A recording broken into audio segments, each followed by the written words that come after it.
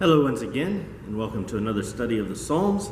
In this lesson, we are going to be looking at the 8th Psalm, verses 4 through 9. In our previous lesson on this psalm, we talked about the greatness of God as revealed in His creation, in the heavens, in the wonders in the majesty of the heavens, but also His greatness as revealed in His grace towards men. And in this particular lesson, we are going to look, as I said, at verses 4 through 9 and talk very specifically about God's grace. And God's grace, especially as expressed in the person of Jesus Christ. Let's begin by reading the 8th Psalm. O Lord, our Lord, how majestic is your name in all the earth. You have set your glory above the heavens. Out of the mouth of babes and infants, you've established strength because of your foes, to still the enemy and the avenger. When I look at your heavens, the work of your fingers, the moon and the stars which you have set in place, what is man that you are mindful of him, and the Son of Man that you care for him?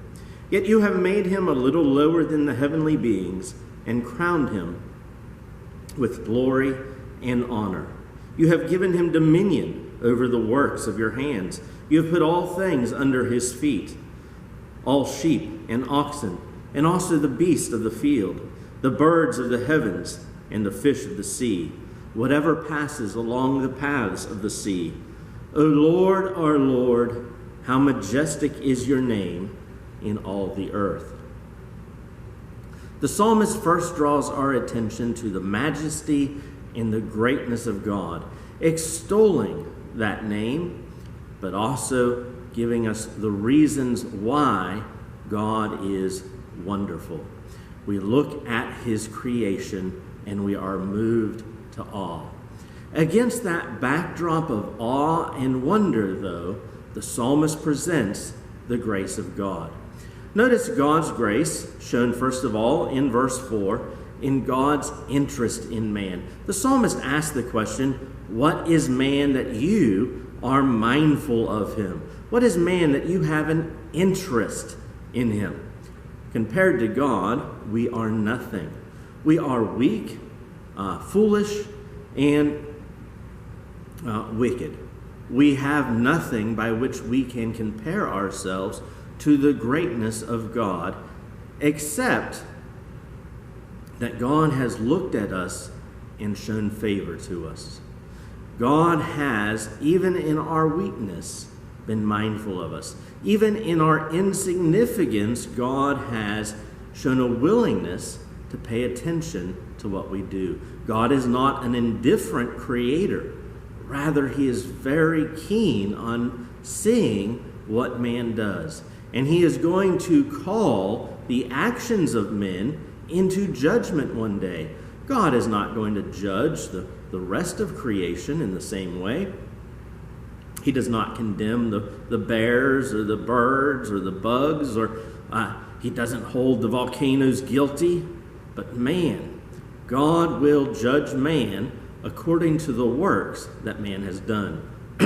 God is mindful of man. He pays attention to us, but not in a way in which God is merely looking for an opportunity to punish.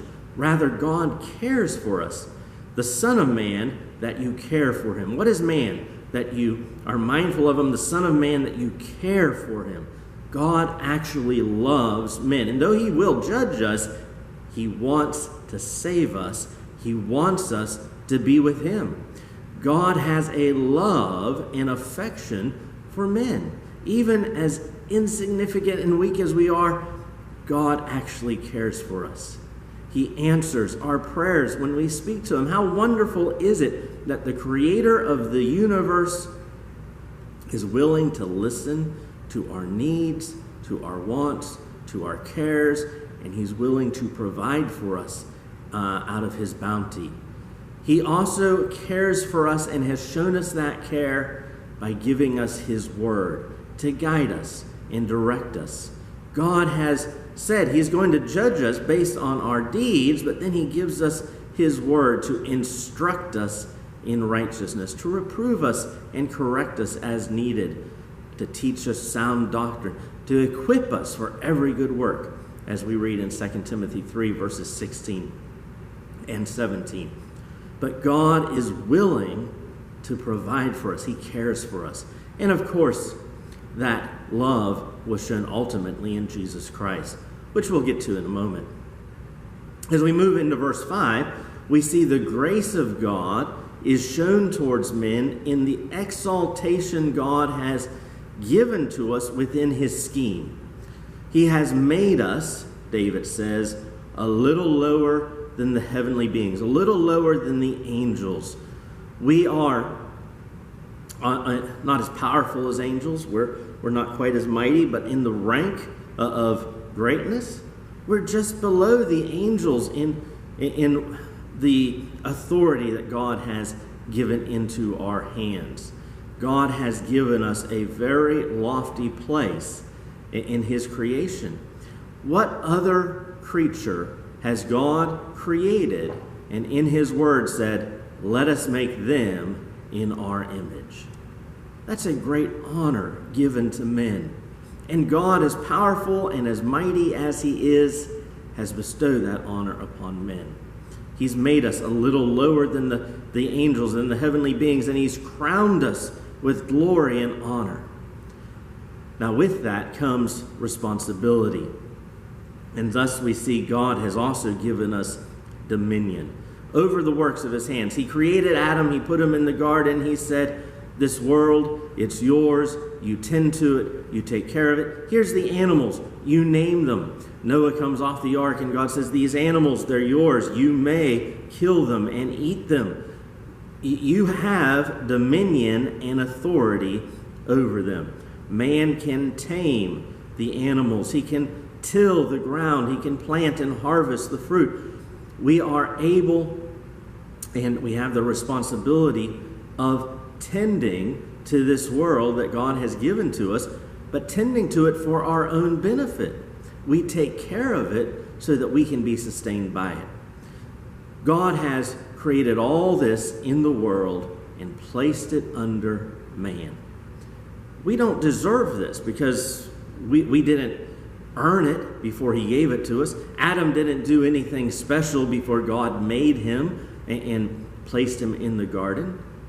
And when we are born, we haven't done anything special before we're born to be worthy of such honor. But in God's scheme in this world, that's where he's placed us. And so, though we're nothing compared to God, God's grace is manifest in his willing condescension towards man. In condescension in the very best sense. He has lowered himself to care for us and be mindful of us and to exalt us. Now, as we examine this idea, it is worth examining it in the context of Jesus Christ. And indeed, as we turn to the book of Hebrews in chapter 2, we see that the writer of Hebrews has made this very point about Jesus, and he uses this very passage to teach us a lesson about the humanity of Jesus. In Psalm chapter 2, in verses 6 through 9, or actually verses 5 through 9, the writer takes as a text Psalm chapter 8, and he quotes from it. "What is man that you're mindful of him, or the son of man that you care for him? You made him a little lower than the angels. You've crowned him with glory and honor, putting everything in subjection under his feet."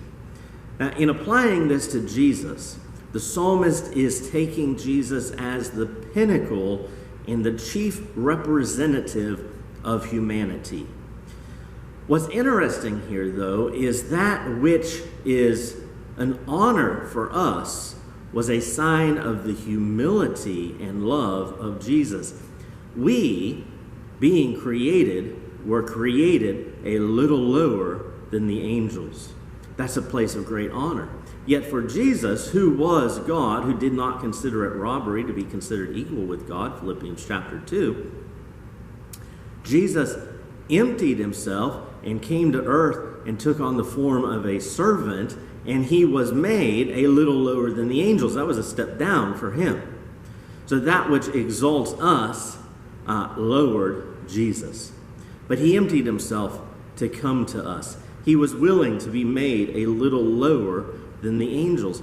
And in this, the sacrifice of Jesus becomes, well, the best illustration ever of God's willingness to condescend and to care for us.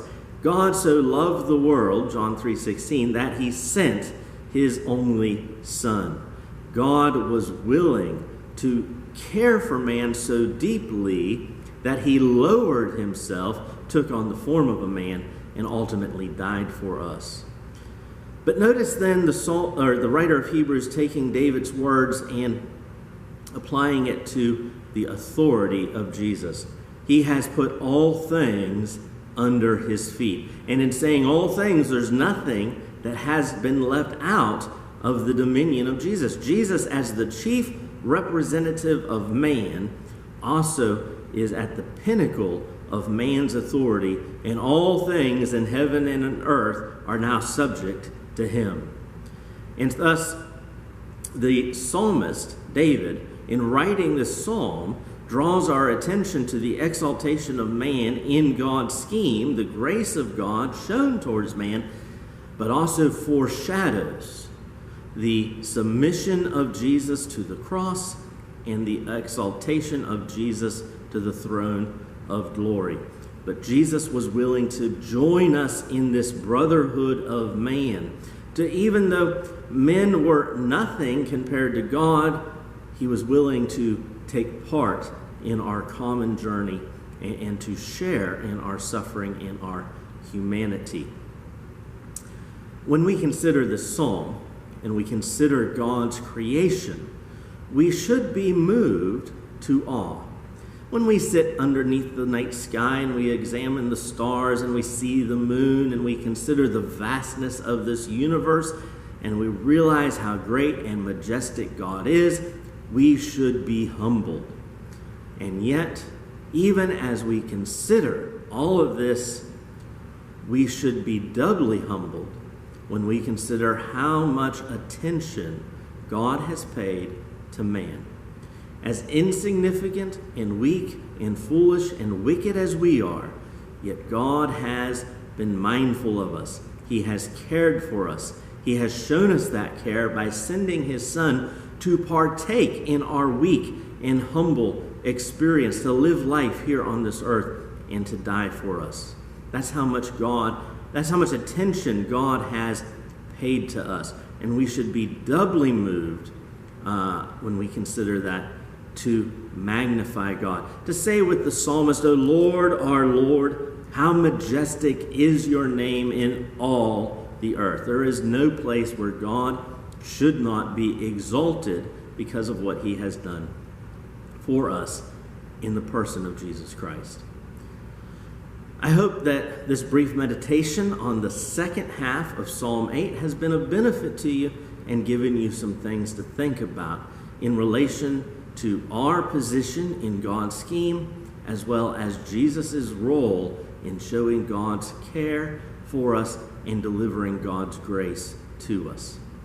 Until our next time, I wish you a good day, and God bless you.